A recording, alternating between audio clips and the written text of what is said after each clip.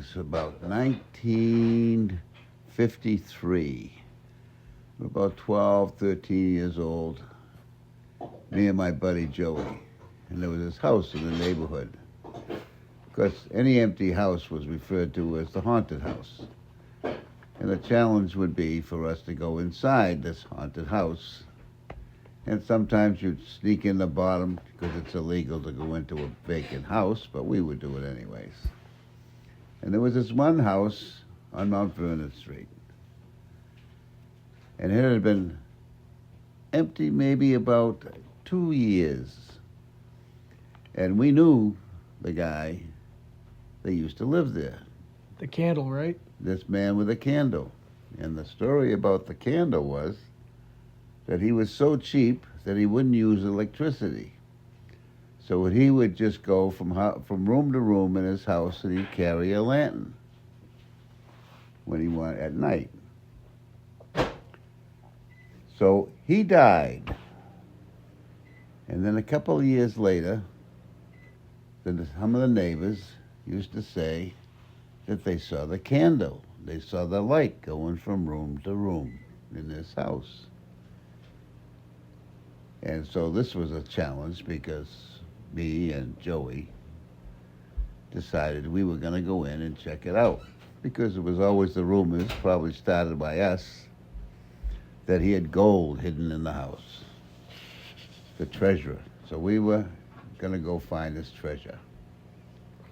So we went through the bottom basement window.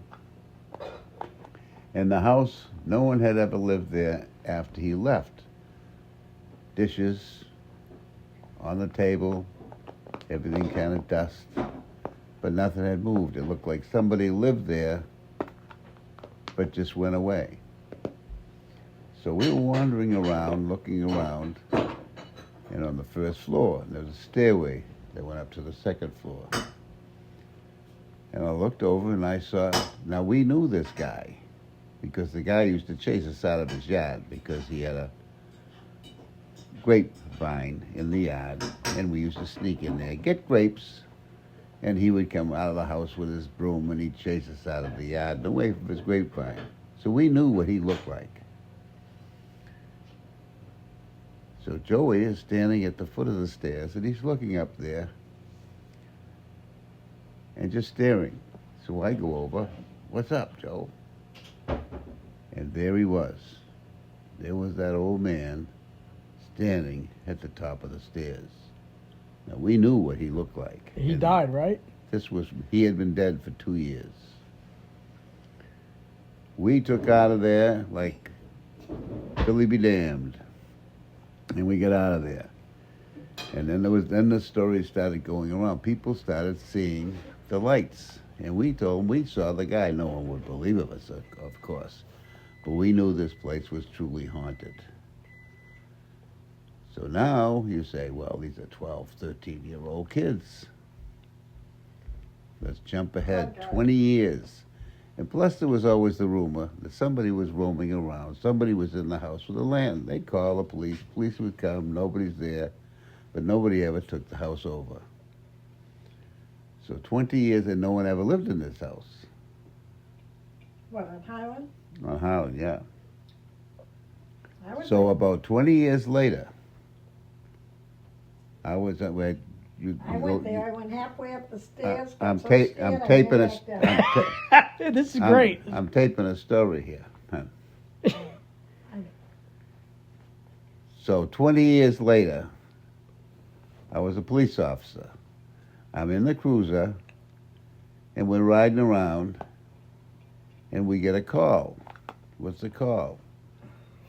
And my partner says, there's some house up on Mount Vernon Street that somebody's seeing some light in the window upstairs, and nobody lives there. I says, you gotta be shitting me. We go up there, and I'm looking, I said, you ain't gonna believe the story I'm gonna tell you about this house. It looked the same as when I was a kid. Nobody had ever lived there, and they were waiting for somebody who might have a key. Get down. This is where people are going to eat. And the neighbors had seen a lantern going around in there. So I tell him the story. He doesn't believe me, of course. Yeah, but I ain't going in that house. Because I know it's haunted. And I know it's that guy. Come on. And now I hear my partner yell over to me. And he says, I seen somebody in there. I says, where? He's up on the third floor, up in the attic. So I said, wait, up that window up there? Yeah. I still don't want to go in this building. So the caretaker, whoever was taking care of it, he shows up. He opens the door. So we got to go in and look around. I don't like being in. So he goes in. But now we have a destination, the third floor. That's where he saw somebody looking out